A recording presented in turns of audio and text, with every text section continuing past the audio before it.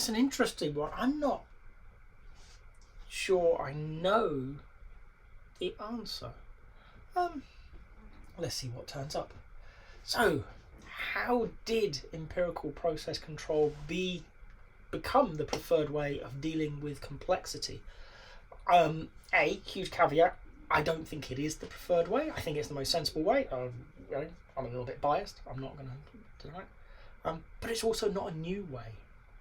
In fact, if we start looking at empiricism, which is what empirical process control is based upon, we're going back to something like 600 BC. A chap called Heraclitus, Greek philosopher, is talking about the importance of learning through doing, through experience. And he recognises that as a key way of understanding the world. He was very much in the empiricism side of things. You learn by experiencing it, not by thinking about it, whereas the rationalists were very much, well, you can think your way through. Today we know that they are the two primary measures of learning: thinking about problems and experiencing. Roger Bacon, who's a theologist and philosopher from the 12th century, sums it up quite nicely, but I'm not going to quote him because I can't remember the quote. It's quite long. But we've got this through history, this realisation that we can learn by thinking. But also we can learn through experience, through doing things and seeing what happens. And as philosophy moves on, we also start thinking about experiencing and learning through inference. Well, it worked there and it worked there, and this is similar, so it'll probably work here. It's not certainty, but it works, and it works really well for us. So when we want to unpick empiricism and empirical process control, we have to understand really those two main things: learning by thinking about things and learning by doing. We know learning by thinking about things is not the right way of solving complex problems that by their very nature can't be understood through rational thought. You can't predict how they're going to work out. They're too volatile, they're too complex. So one side of it doesn't make sense. So the empirical approach is going to be the one we fall back on. And I think it's human nature. I don't think we made a preference. I think we have a preference. We recognise that sitting down and thinking hard isn't getting us anywhere, so we try some things out. And in doing so, that gives us more knowledge that we can put back into that thinking part and start trying to piece the bits of the puzzle together. And it's about both of these ways of thinking and learning coming together.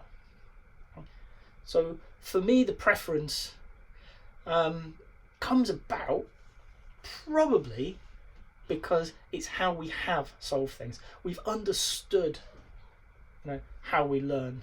We've understood how to overcome things. As humans, when I see it, when I've watched my kids grow, they try things out.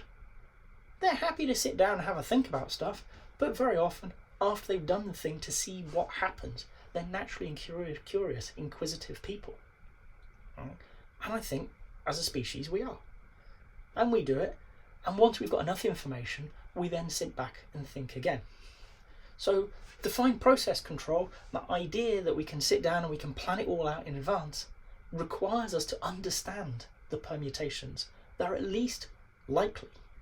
Not necessarily all of them, but most of them.